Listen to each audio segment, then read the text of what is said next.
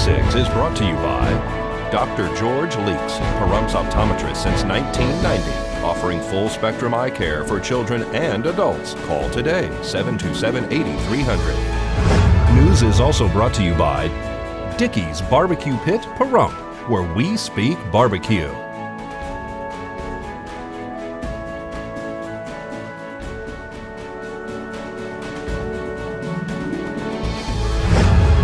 News is also brought to you by J.K. Nelson Law. Call 727-9900 today for your free consultation. If you need a lawyer, you need Nelson.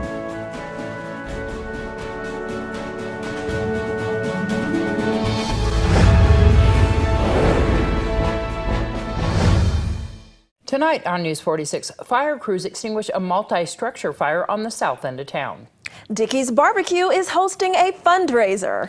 And Superintendent Norton speaks about the first day of school. News 46 starts now. You're watching KPVM News 46 with Deanna O'Donnell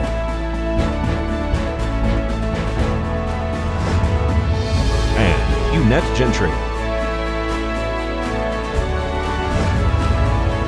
News 46, local coverage you can count on. Good evening. It's Tuesday, August 9th, 2016. I'm Deanna O'Donnell. And I'm Eunette Gentry for News 46. Several structures caught fire yesterday afternoon off Cheyenne Way on the south end of town. Upon arrival, we found a heavy fire condition at the rear of the property, including a single wide that had extended to other closely located vehicles, including an RV, several other disabled vehicles. The winds we're experiencing today actually started secondary fires on Pawnee, which included rubbish and brush fires.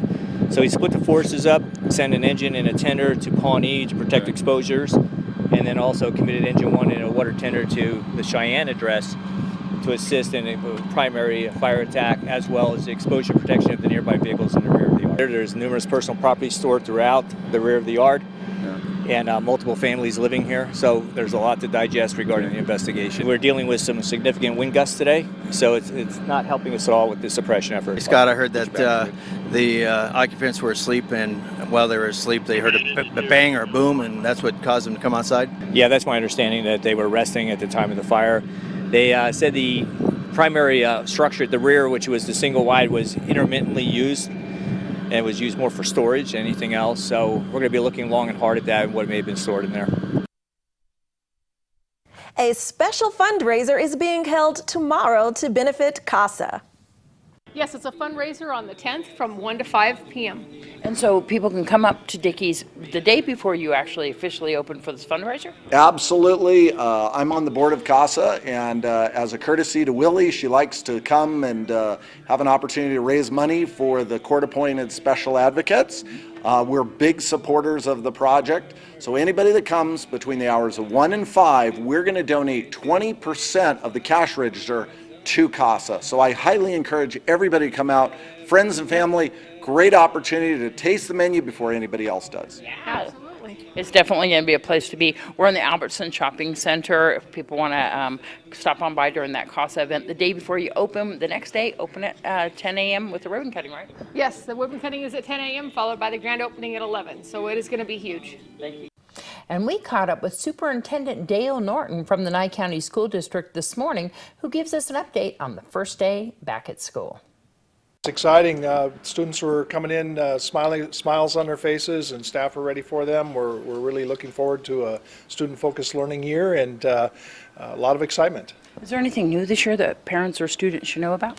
Well, Infinite Campus, which is our student information system, is new this year, and we're working through the details of that. We'll be opening up the parent portals in the very near future and doing training on that, so they need to stay connected with their local sites. So we have training opportunities for parents to learn that system, which also has a mobile app. So that's a real plus for us, and that's a statewide system now. Mm-hmm. This was one of the things that they did across the state that we had to buy into.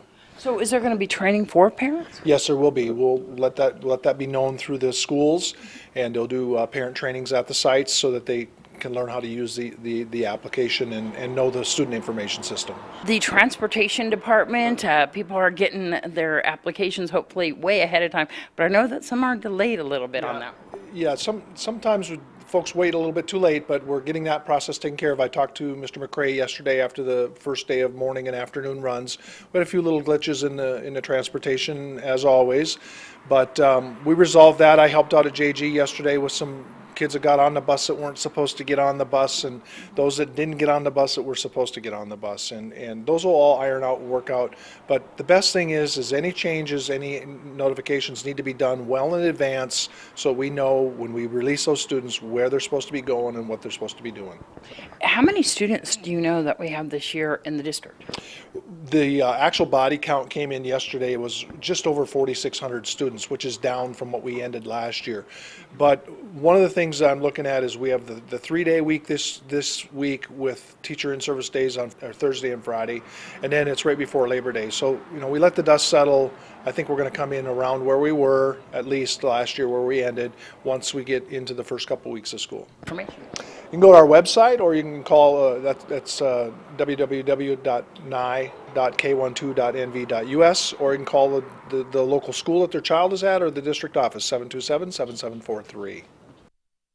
And right after this break, this week's court report.